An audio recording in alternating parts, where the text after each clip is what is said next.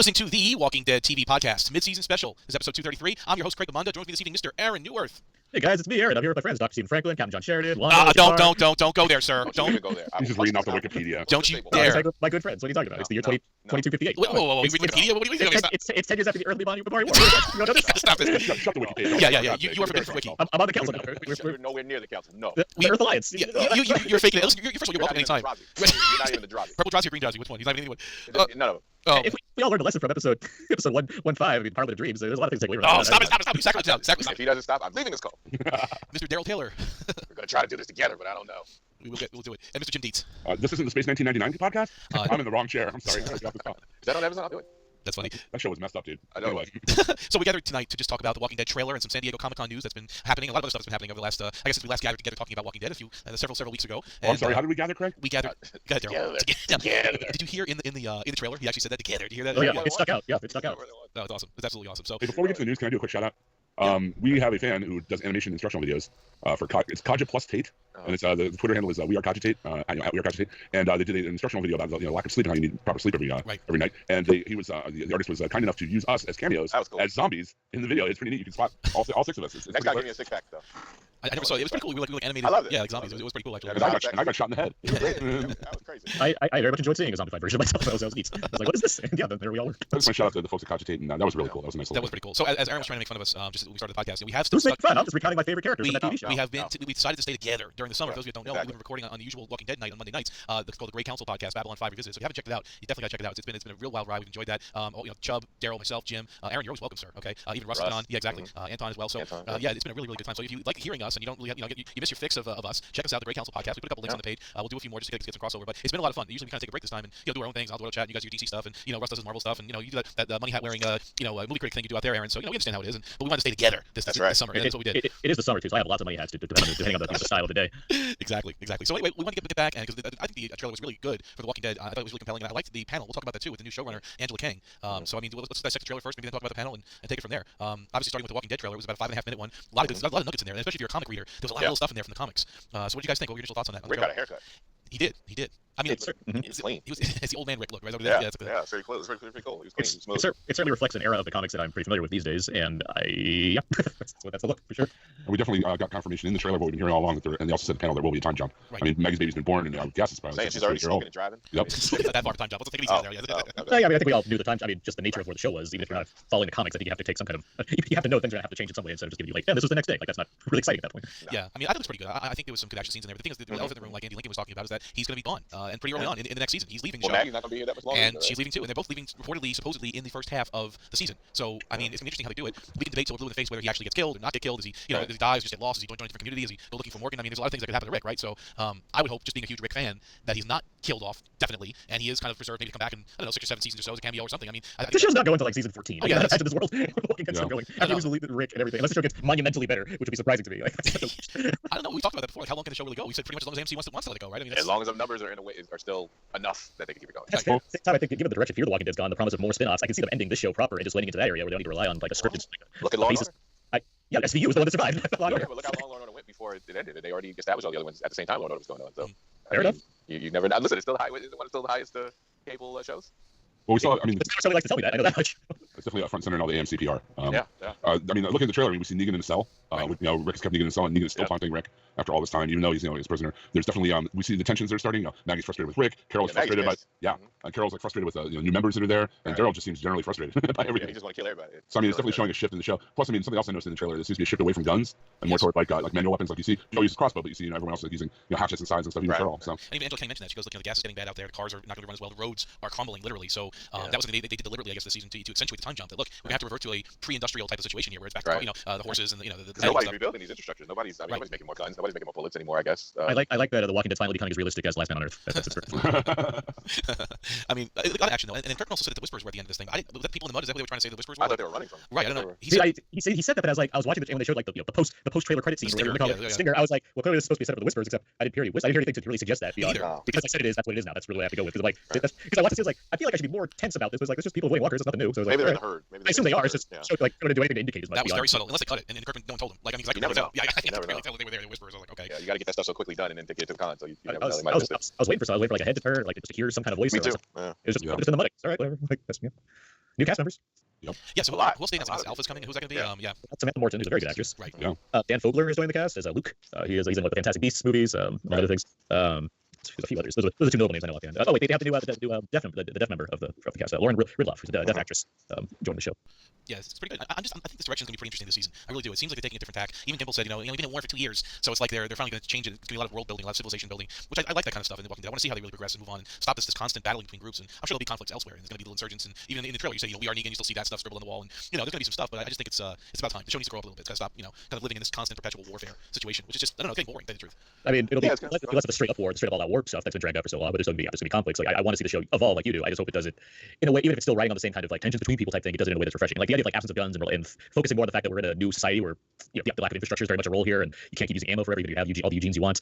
All these things. I like that you're stripping them down and making them somewhat more primal. But that just makes it different from where we were. So that should be. If you're especially going to take a lead character, you need to do things that are going to make you keep wanting to watch the show and not just be this kind of dwindling thing that's the same all the time. Right. I think I'm sorry, Joe. I think putting the different infighting the different factions in the groups is going to add a little more depth to the story too, rather than here are the bad guys coming to blow us away. Let's blow them away. It's going to be a little more subtle than that, hopefully. Something interesting I noticed too. I'm doing some reading. Denai Guerra's contract ends at the end of the season. At the end of season 9. Avengers Infinity Wars, Denai Guerrera? No, I mean Black Panther's Denai Guerrera. And Avengers 4 is going to have Denai Guerrera. Women of Wakanda's Denai Guerrera, yeah, her.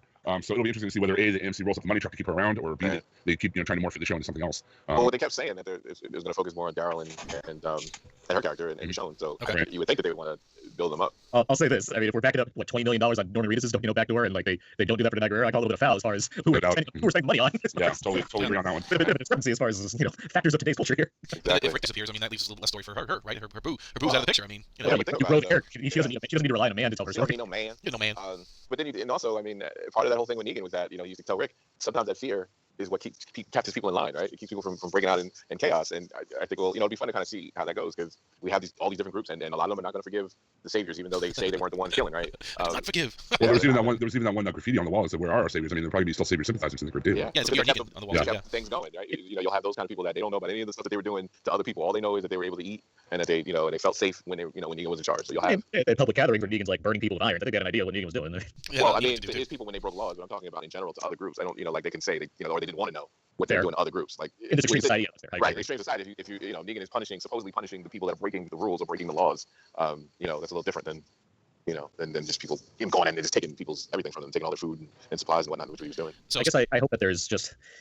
With knowing the regardless of knowing the comics, Carl is such a big factor in all of this at this point in time. It's as much as I'm not over the moon about like Chandler Riggs as a performer. The character of Carl does, at least in one form or another, did seem to matter a lot. And so I'm very curious how they're going to kind of keep making Negan interesting by way of that that loss, because that's a big factor as far as the struggle between Rick and Negan in the comics, as far as where Carl stands. And even he has his own plotting that matters as well, given where things could go and can't go now. So I gotta get the vibe that they're going to do some kind of thing, even though I don't know how they redeem him at all, but at least have some kind of thing where if Rick does die, he will.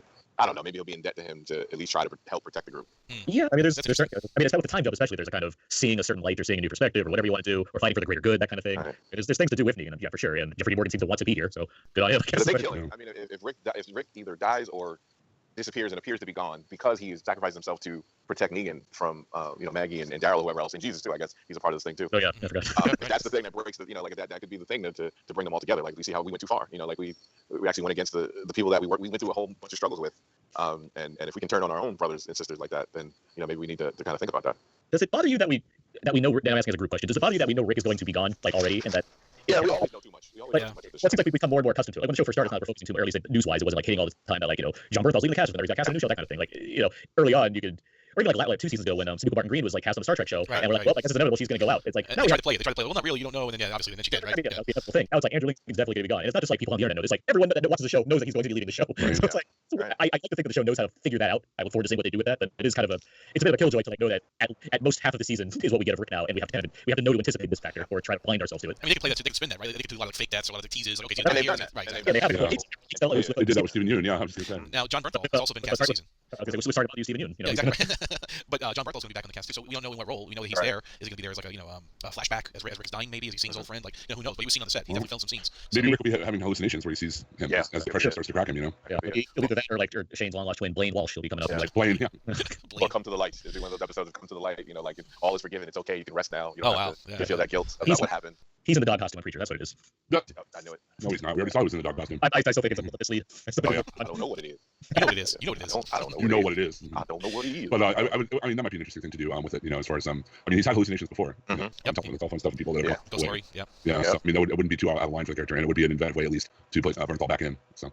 And he was already in a flashback. I forgot. He already filmed something, right? Yeah, he was at a beard. And He had that one time when he was like green all of a sudden. It was at the end of it was like a season 3. He was in Woodbury. Yeah, the mid-season finale of season 3. He like just comes up. He's like looks like he's rocking a Wolverine. Yeah, Wolverine. Yeah, exactly right. Hands were just super high up to his ears, of course. But it was a weird episode.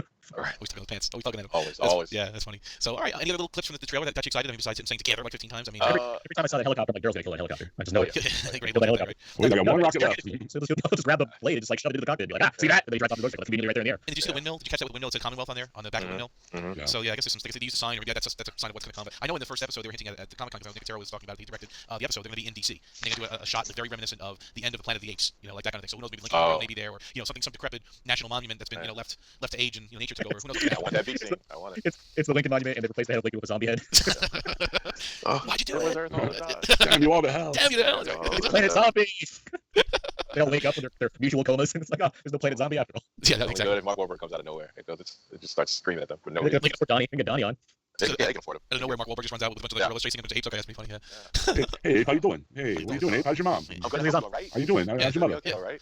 Yeah, how do you Okay, now that we shed those listeners, let's move on to the next part of the pick. So next thing is obviously the Fear the Walking Dead trailer. So we're in the hiatus right now between Fear and I guess the next part of Fear in the midsummer. So first of all, I mean, I thought looking back, I rewatched the first half of Fear. It was really good. It was really good. I have no problem with Garrett Dillahunt, by the way. Zero problems whatsoever. That's what he says on the air. Yeah, I really don't. Oh, by the he's got a way, dartboard with Dillahunt stuff on it. Wait, he just texted me. I hate If that. anyone, you'd hate Negan because that's who his lady likes, right? she, no, both, yeah, him and Dillahunt, right? But actually, I met the actor who plays Mr. Wu from Deadwood, and he says they are doing a Deadwood reunion, by the way, and they're filming in October. It is definitely happening. He had a clear calendar, and it's a 2-hour special on HBO. So that should be coming probably sometime next year. So that's definitely going to happen. There's fans out there. So it's pretty cool. I met him at one of the Comic Cons I was at recently. But anyway, getting back to The Walking Dead, or Fear the Walking Dead in this case, what do you guys think about that trailer?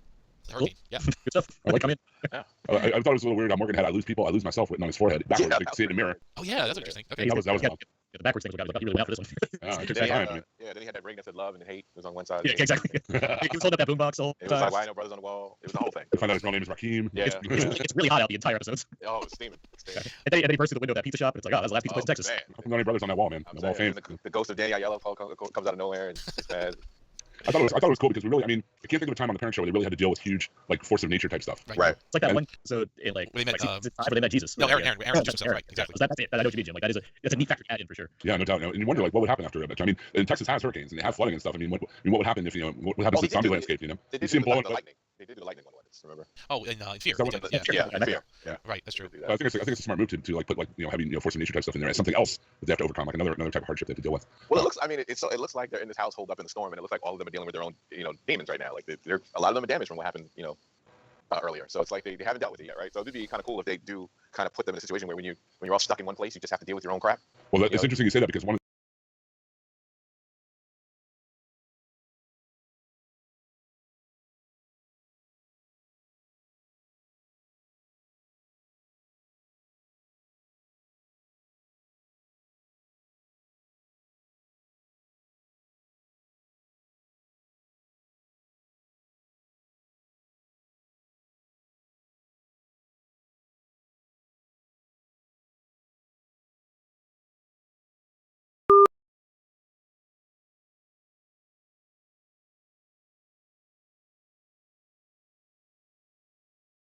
I also mentioned in the panel is that Alicia and Strand end up stranded in a mansion with a well-stocked wine cellar in the middle of the storm. Leave it to Strand to find a well-stocked wine cellar. You know it. If You know it. anybody's gonna find it, it'll be Strand for sure. Exactly. Plus, I mean, it seemed like from the trailer that the cast kind of got split up by the start, by the zombie NATO. And I'm And you pointing got that now. the I'm pointing that now. Something, you know. The Right. little girl who pretty much she doesn't think she deserves to live. She's got to deal with what she needs to did. go. She needs to go, man. Well, she's got a death. I mean, it appears in the trailer she has a kind of a death wish right now I because hope so. There goes Craig again. Against Eric Dillahunt, always willing to kill a child to make Eric Dillahunt. Don't be a hater. Don't be a hater. But Mo Collins has been added to the cast. Probably best known from Mad TV. Aaron Stanford from Sci-Fi's 12 Monkeys is joining. The X-Men, he was Pyro in the X-Men movies. Yeah, and Stephen Henderson. Henderson. By the sea, yeah. So interesting additions to the cast. So as people are going out there, bringing in some really heavy actors. So Yeah, it's worked for them so far. They recast the whole show. It's pretty much what they did. The look of the show, like because we're out of the flashback stuff now, it looks like they found like it seems like from how it looks, it's like a happy medium between the kind of the really gritty version of the future versus the more warm colored version of the past. So it seems like they've kind of found a balance since everything takes place in the present now in the show. So it's It gives its own look, which is what they always said they wanted in the first place, but they never really had it. Now it has that nice kind of Western kind of look now. Yeah. Western for sure is like what they seem to be going for. And like I have less to say as far as speculating just because there's no comic to base this off of, and I'm excited by the fact that I don't know where it's going. Me too. It helps that obviously we all really like the first half of the season, so it's not just like we're blindly going in like the previous seasons where it's like I guess we're doing more of this. Now we're like, hey, let's see where this goes. This has been pretty good so far. So let's keep this moving. Well, interesting, Craig. You remember you mentioned that you felt what's her name, the new one they added, the new actress that they added to this. She seemed off, like she was doing drama, and she said it. She actually said. Did she? There's a question. It was one good question that Kevin. Well, I watched the IMDb ones too, and he asked like, how was it to move from comedy to something like this, like a drama? And she did. She said it. She said it quickly. She said it was difficult at first. Maybe she'll smooth out a little bit. Yeah, I mean. Yeah, she said it was difficult at first to kind of be able to pull out those emotions when you're supposed to for something like this. So it caught my ear when she said that because I thought I kept thinking about it every time you had mentioned like you kind of looked uncomfortable. Yeah, kind of playing that. She did. That She role. definitely did. I mean, and even like compare her to like even Alicia, who's young and not that experienced. Like she just seemed more comfortable in her role. Obviously, she's been doing it longer, but I mean, it's Alicia's been playing a tragic. The actress that played Alicia, even though she hadn't been doing acting as long as the other actors, she has been playing that type of role. She's been playing that kind of tragic role a lot. Yeah, and when I was watching her, I mentioned this before, like on The Talking Dead, being interviewed. She's so much more likable as a real person. I'm like, wait a second, can you take some of yourself and just make that go on the screen? Like, so she's just so stiff in some of the scenes. So I mean, but maybe we'll get better. Like I said, we don't over critique it, but I think she's been through some. She's seen some, dude. I mean, that's kind of how I see her playing it. I do too. I mean, I feel like you've just been hard on her. I think she's holding a lot back as far as the experience she's had, how trust issues, what have you. I think there's a lot there. But it's interesting how it goes in. It all can go into the part though. If you're uncomfortable doing it, it all goes in. I mean, I like her little scene when she says, "I have a lot to atone for," kind of. When she was talking, like she has to change. All her instincts has always been to run, right? It's always been to lie and run. And scream. Like that's it's always screaming at her to do that. To always just jet. So it'll be interesting for her to watch her be in a situation where she's trying to fight every instinct that she's ever had for the last whatever amount of years being in this world. And how she's going to deal with that. I mean, even with this group, especially with this group. I mean, half the group tried to kill her. Well, something that I know. Oh yeah, no doubt. Something I noticed in the trailer though that really is kind of missing from the Parent Show trailer. There are a few moments of humor in the trailer. Like at the beginning, like Dillahunt is making a bundle of sticks or whatever, and the zombie comes out. Oh, I hate the wet ones. And then they show the trucker couple driving, and the guy like marks one on the window. And she goes, "You don't get credit for that," or whatever. That was awesome. Right. And then there's another scene later where she pulls a knife on Morgan, and Morgan just is inhabited, takes the knife right out of her hand with the staff, and she's like, "Oh, okay." I'm not gonna say that it's always been super funny, but I've always thought the Fear of the Walking Dead's sense of humor seems a bit less dire than The Walking Dead does. The Walking Dead always feels nihilistic and always feels like everything. It's book-wise, it's more Lord of the Rings than The Hobbit as far as the whimsical tone that you get from this kind of series. And a little bit. I mean, I'm not saying it should be like a Marvel movie or something, but a little bit of that goes a long way. Just really sometimes it can get oppressive, with all the nihilism and stuff in the Parent Show. Just a little bit of levity just really like helps. It's like a little bit. It's like the salt in the caramel. It's good. It's flavor a little bit. Probably it helps that they haven't done even half the extreme things that Rick and the group have done. I mean, they have done so much stuff. I mean, they're a kill squad. They were actually a kill squad at one time, right? I think it's also a mix of. I think Fear the Walking Dead has more theatrical actors than The Walking Dead does. I think that does make some of the difference between the people who are using it and who they're adding on here. And even like people from comedic backgrounds too. I think that's more prevalent in this series than it is in the other. Speaking of which, Coleman Domingo is directing one of the episodes in this half of the season. Oh wow! Nice. So is Lou Diamond Phillips. Himself. He's directing one of the episodes. That's interesting because he was on The Talking Dead one time, and there you go. a huge fan. So there you go. I like Lou Diamond Phillips. I like him. Yeah, he's good. I forgot to mention Michael Cudlitz is directing an episode of the Parent Show too. Oh, really? No way. Yeah. I never got that. That's good to be right. Yeah. That was in the panel. I forgot to mention it. We were talking about it. But yeah, I was in the panel. That's awesome. That's good stuff. All right, so I don't know. I'm excited. I'm optimistic. I mean, Fear ended on a great note. It's going to probably be a nice second half of the season as well, and then we're going to go right into a brand new showrunner of season 9 of The Walking Dead. I mean, it's looking up. Let's put it that way. I'm going to reserve my optimism because I know I've been fooled before, especially last season, where we kind of was a lot of ups and downs, a lot of emotional letdowns. I think. The rest of us have been remarkably consistent. No errors on our part whatsoever. It's all me. It's all Gamble. Listen back to those old episodes. I'm like, yeah, it's going to be great guys coming. Oh, I predicted that Fear was going to get a lot better though. I did say that. I got to get record for that. I'm like, I was the only one saying that. I'm like, guys, I have a feeling it's going to be awesome. You're like, no, forget it. I didn't believe it. I remember you saying, like, I like where they're going with Fear, but I don't think my lady's going to enjoy that new Garrett Dillahunt character. I think you said that directly. Listen, man, I don't know. At least I know what I'm up against, right? At least I have an idea. Oh boy. All right. What else is on your mind, guys? What else you want to? I want to talk about the video game, dude. Do it. Jim, in about 3 weeks, Telltale is coming out with the final chapter of their I'm sorry? Is that soon? I didn't realize it's coming that soon. Yeah, it's coming out August 14th for PC, PlayStation 4, and Xbox One, and Nintendo Switch later in the year. And the entire season's only $20, which is a steal. Wow. If you buy the season pass ahead of time. I'll pick it up. It's like $10 an episode, right? It's like 20 or what? It's fine. No, I'm sorry, go ahead. No, keep going. Sorry. No big deal. No, this is going to be in 3 parts. So, okay. So for $20, it's like $7 a chapter. So it's short because it's usually like 6, I think, right? Right. And it features Clementine from the other games. Oh. And it ties back in more with the original line or whatever. Clementine in the clip that they saw, they released a 15-minute gameplay preview during San Diego Comic-Con on IGN, and Clementine showing a smart kid named AJ how to survive in the wild. How to survive is South Central. Yeah, the preview was like in South Central. Yeah. But definitely check it out online. The 15 minutes are there on YouTube. Telltale is using this, as far as I know, the same graphics engine they used on the Batman Telltale games that they've done, and it's definitely keeping that same art style that they had from the other two Telltale or the other Walking Dead Telltale games, which was really cool. It's not quite cel shaded, but not quite realistic. It's a nice look for the game. It reminds me of like the Star Wars Clone Wars series, not completely, but that's kind of like it's a weird like cel shaded, like stylized look that fits with the comic, though it's in color and 3D. Obviously, it's very interesting. Oh, I'm sorry, this one's gonna be four episodes, not 3. My bad. Okay. So that's $5 an episode if you get it ahead of time. If you play the other games, I mean, the storytelling is top notch, and the games are really great. I mean, if you're worried it's like a Twitch shooter or a Fortnite type thing or whatever, where you have to be amped up on Red Bull or whatever to succeed. It's not. It's more of an adventure game with time events. That's the kind of game Telltale makes. They're definitely more oriented on storytelling and atmosphere and stuff. They make a bunch of video games, but the things I complain about on this show, they handle wonderfully on the Telltale games as far as the writing goes. It's pretty fantastic. If you're new to this podcast, because of like recent cameos casually being like, I gotta listen to this, go back and find our episodes covering the Telltale games. Because really, we go into what we like about them and everything.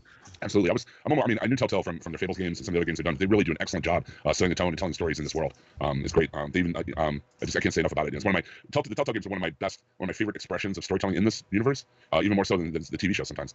So the first 4 episodes kick off on August 14th, just a few weeks from now, like 3 weeks actually. Now I'm looking at the calendar for everything except the Switch, and the Switch is going to be version will be released later in the year. Yeah, I've been open about that part too. Like the first 2 seasons of this game, I like the third season, so I look forward to this one. But like the first 2, I was like, this is my favorite version of Walking Dead right now. Maybe it's a comic, TV show, or gaming. Like this is the best version for me. Wow. Now, I've been reading these comics for like 15 years, so it's been a while. So it's like, I can use a fresh way to do this, but still, it's really well done. And if you haven't played the previous games, they are available for dirt cheap on Steam or in the PlayStation store or on the Xbox Live Arcade store. You can get them for an incredibly low amount of price. I noticed in the summer Steam sale, you can get the entire first game for like $3, I think it was. There you go. So yeah, it's really the original one with Clementine, the first one, yeah, and the second one. But it doesn't take a really powerful PC to run them. That was like a PS2 game, wasn't it? Like that generation? PS3. PS3. Okay, gotcha. PS3. But it doesn't take a really incredible rig to run them. So if you haven't played them, I definitely suggest go back and play the other ones too, because they're excellent. And I'm really looking forward to this one. The 15-minute quick look really got me going and excited once again to dive back into Clementine. So yeah, August 14th. This is the first season. That's a game for Daryl right there. It's about a black man named Lee rescuing a little girl from a murder shed, taking her on adventures. Pretty much. There you go. They stole my story. Daryl's life story. Yeah, stole my story. That's it. Nothing. So since you're talking about video games, can we have a quick word from our sponsor as well? Whoever wants to take it away.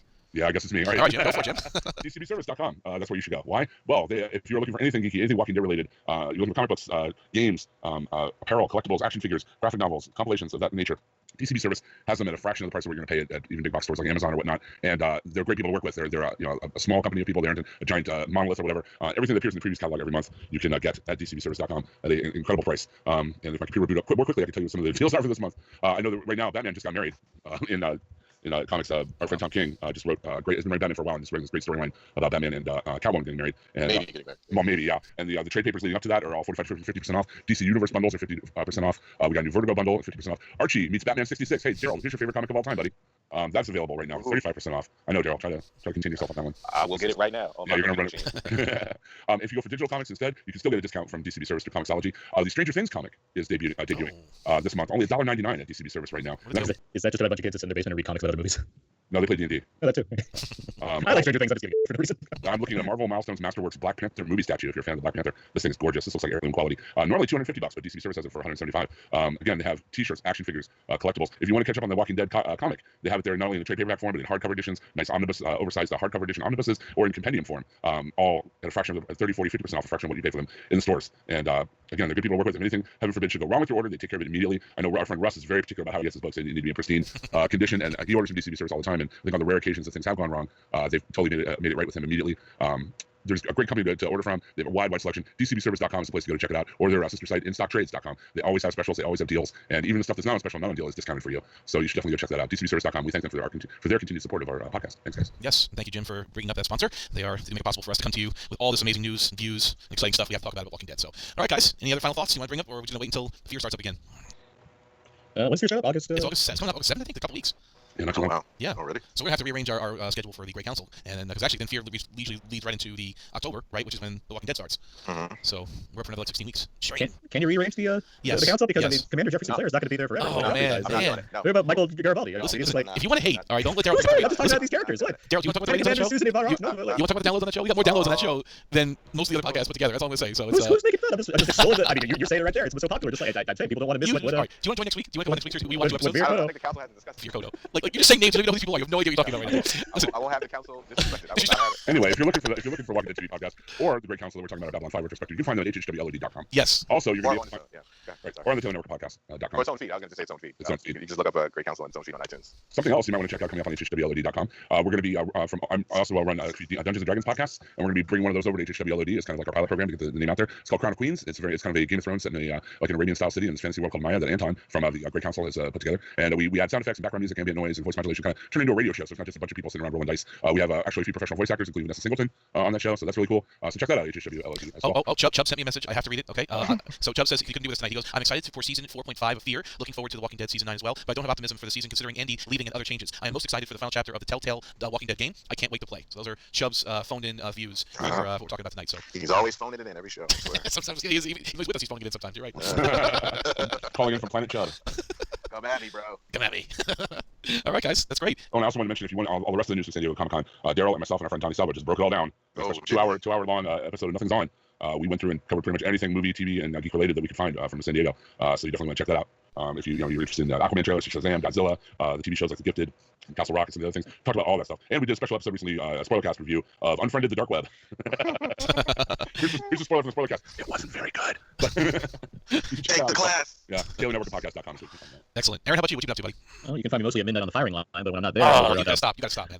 I'm currently covering the show Preacher over on We Live Entertainment. I'm writing weekly recaps, not recaps, I'm writing reviews. If you want to recap, just watch the show over Wikipedia. I'm writing reviews of each episode of Preacher over on We Live Entertainment. I just wonder, there's recaps out there. All right, good on you. What else am I doing? I got the podcast out now there, and Abe, my friend Abe and I, we talk with varying guests on a weekly basis about the newest movie releases. Jim Lees was just on the show talking about Ant-Man and the Wasp with us. I was. It was quite we got a lot of episodes coming. Mission Impossible's coming soon. We have a new commentary for Mission Impossible up on iTunes now. We just talked about Blind Spot and Sorry to Bother You, two smaller films that are both set in Oakland that are very, very good. We're happy to talk about all those. And yeah, I do all my reviews and everything that I post up everywhere on my sites, DakotaZeke.com. You can find me on Twitter at Aaron Speed S4. Excellent. All right, and when I'm not talking zombies or Babylon 5 or The Walking Dead, I am the host of the Auto Chat Show, autochatshow.com, facebook.com/AutoChat Show. Me and my co-host Teddy review new cars, discuss cars of pop culture, and whatever else might creep into our heads at that particular moment. We just last reviewed our first plug-in car, the Hyundai Ioniq plug-in hybrid. So it's the first one after 72 episodes of Auto Chat. We finally have a plug-in car. It was kind of fun and actually got great mileage out of that one. Obviously being a plug-in. So check it out if you're into hypermile and you're into electric cars. Definitely the future. Even though it took a while for us to get on board, we had some fun talking about that. AutoChatShow.com. Please check us out. Hey Craig, Right. how many Centauris can you plug into a Prius on? Well, it depends on what season you're in. Okay, the hair gets longer and longer. So yes, exactly right. That's why I went into the plugs was to get away from this. But, Run. Oh my goodness. All right, who wants to end the show? Right. When there's no more room in hell and the dead walk the earth, remember, Andy may be leaving, but Rick's always gonna have stuff and things. Stuff bangs. Midnight. Thank you, folks.